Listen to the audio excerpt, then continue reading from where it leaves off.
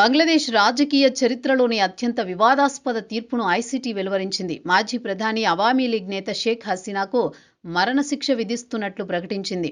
గత ఏడాది July, August నెలల్లో విద్యార్థుల నేతృత్వంలో రిజర్వేషన్లకు వ్యతిరేకంగా మొదలైన ఆందోళనలు హింసాత్మకంగా మారాయి. ఈ ఆందోళనల్లో దాదాపు 1400 మంది ప్రాణాలు కోల్పోయారు. ఆందోళనలు చెలరేగడంతో గత ఏడాది ఆగస్టులో రాజీనామా చేసి హసీనా దేశం విడిచి వెళ్లిపోయారు. ఆ తర్వాత ఏర్పడిన తాత్కాలిక ప్రభుత్వం హసీనాపై మానవత్వానికి వ్యతిరేకంగా నేరాలకు పాల్పడ్డారంటూ కేసులు నమోదు చేసింది. దీనిపై విచారణ చేపట్టిన ఢాకాలోని ఐసీటీ మరణశిక్ష విధించింది. ఈ తీర్పు సందర్భంగా న్యాయమూర్తులు కీలక వ్యాఖ్యలు చేశారు.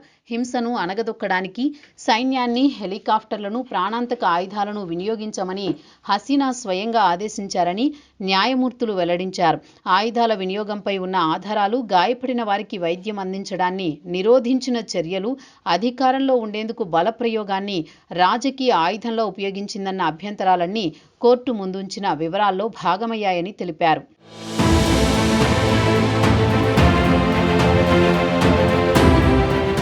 ఇక ఈ కేసులో హసీనాతో పాటు మాజీ హోంమంత్రి అసదుజ్జమాన్ ఖాన్కు మరణశిక్ష విధించారు. పోలీస్ మాజీ చీఫ్ చౌదరి అబ్దుల్లా అల్ మామూన్కు 5 ఏళ్ల జైలు శిక్ష విధిస్తూ ట్రైబ్యునల్ తీర్పు వెలువరించింది. ఈ కేసు పత్రాల సంక్లిష్టతను, వాదనల విస్తృతిని ప్రస్తావించిన న్యాయమూర్తులు తీర్పు ఇవ్వడంలో ఏదైనా ఆలస్యం జరిగితే క్షమించాలన్నారు. ఆగస్టు 5న ఢాకాలో నిరసనకారులపై ఆర్మీ కాల్పులు జరిపిందని, వారిపై హెలికాప్టర్లు, ప్రాణాంతక ఆయుధాలు ఉపయోగించాలని హసీనా ఆదేశించారని న్యాయమూర్తి తీర్పులో ప్రస్తావించారు. ఈ మేరకు దర్యాప్తు నివేదికను చదివి వినిపించారు. గాయపడిన వారికి వైద్యం అందించేందుకు నిరాకరించారన్నారు. ఆమె అధికారంలో ఉండేందుకు బలప్రయోగం చేశారని పేర్కొన్నారు. ఇక తీర్పు నేపథ్యంలో ఐసీటీ చుట్టూ భద్రతను కట్టుదిట్టం చేశారు. నగరమంతా హై అలర్ట్ ప్రకటించగా కోర్టు పరిసరాల్లో భారీ భద్రత ఏర్పాటు చేశారు. అల్లర్లు చెలరేగే అవకాశం ఉన్నప్పటికీ పరిస్థితిని నియంత్రించేందుకు పోలీసులు షూట్ ఎట్ సైట్ ఆదేశాలు అమల్లోకి తీసుకొచ్చారు. వాహనాలను తగలబెట్టే, బాంబులు విసిరే ప్రయత్నం ఎవరైనా చేస్తే వెంటనే కాల్చివేయాలని ఢాకా పోలీస్ షేక్ మహ్మద్ సజ్జాద్ అలీ స్పష్టంగా ఆదేశాలిచ్చారు. వీధుల్లో ఆర్మీ వాహనాలు, ర్యాపిడ్ యాక్షన్ బెటాలియన్ దళాలు, పెట్రోలింగ్ టీంలు భారీగా సంచరిస్తూ ఉండగా కర్ఫ్యూ విధించే అవకాశంపై కూడా చర్చ జరుగుతోంది.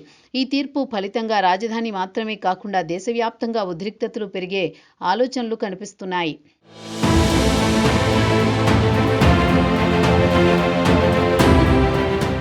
మరోవైపు ట్రైబ్యునల్ తీర్పుపై షేక్ హసీనా తీవ్రస్థాయిలో స్పందించారు. తనకు విధించిన మరణశిక్షను పూర్తిగా మోసపూరిత తీర్పుగా పేర్కొంటూ ఇది ప్రజాస్వామ్య విరుద్ధ కుట్రలో భాగమని ఆమె ఆరోపించారు.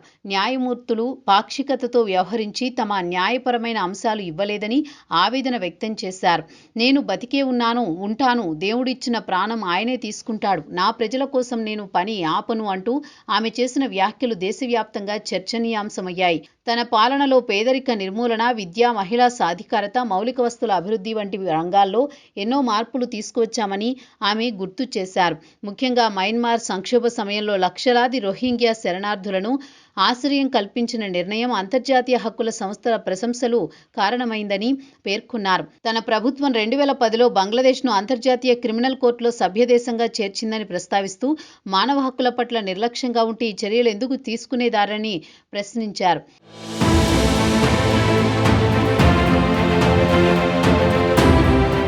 తీర్పుపై హసీనా చేసిన విమర్శలు అనుగుణంగా ఆమె పార్టీ అవామీ లీగ్ కూడా తీవ్ర ఆగ్రహం వ్యక్తం చేసింది. కోర్టు తీర్పును పూర్తిగా రాజకీయ ప్రతీకారంగా అభివర్ణిస్తూ దేశవ్యాప్తంగా బంద్కు పిలుపునిచ్చారు. ఈ నేపథ్యంలో రాబోయే కొన్ని రోజుల్లో నిరసన ర్యాలీలు, రోడ్లు మూసివేతలు, పొలిటికల్ ఆందోళనలు భగ్గుమనే అవకాశం ఉందని విశ్లేషకులు చెబుతున్నారు. మరోవైపు ప్రతిపక్షాలు మాత్రం ఈ తీర్పును చారిత్రాత్మక నియమమని, దేశ ప్రజలకు న్యాయం జరుగుతుందన్న రోజున అభివర్ణిస్తుండడం బంగ్లాదేశ్ రాజకీయ వాతావరణం మరింత వేడెక్కింది. మరోవైపు ఈ తీర్పు కారణంగా బంగ్లాదేశ్లో గత ఏడాది జరిగిన అల్లర్లే మళ్లీ రిపీట్ అయ్యే ప్రమాదం ఉందని విశ్లేషకులు హెచ్చరిస్తున్నారు. దశాబ్దాల పాటు బంగ్లాదేశ్ రాజకీయాల్లో ప్రభావశీల నేతగా నిలిచిన షేక్ హసీనా ఇప్పుడు మరణశిక్షను ఎదుర్కొంటుండడం ఆమె ఆలోచనల్లో ఆవేదన, కోపం కలగలిపి ఉద్రిక్త వాతావరణాన్ని సృష్టిస్తోంది. అంతర్జాతీయ సమాజం ఈ తీర్పుపై ఎలా స్పందిస్తుందో, న్యాయపరంగా ఆమె అప్పీలు చేసే అవకాశం ఉన్నప్పటికీ దేశంలో సామాజిక అస్థిరత, రాజకీయ ఉద్రిక్తతలు మరింత తీవ్రమయ్యే సూచనలు స్పష్టంగా కనిపిస్తున్నాయి. ఈ తీర్పు బంగ్లాదేశ్ను అత్యంత కీలకమైన అనిశ్చిత భవిష్యత్తు దిశగా నడిపిస్తోందని నిపుణులు అభిప్రాయపడుతున్నారు. ఇక ప్రస్తుతం హసీనా భారత్లోనే ఆశ్రయం పొందుతున్నారు. దీంతో హసీనాకు ఐసీటీ మరణశిక్ష విధించడంతో ఆమెను తిరిగి బంగ్లాదేశ్కు అప్పగిస్తారా లేదా అనేది వేచి చూడాలి.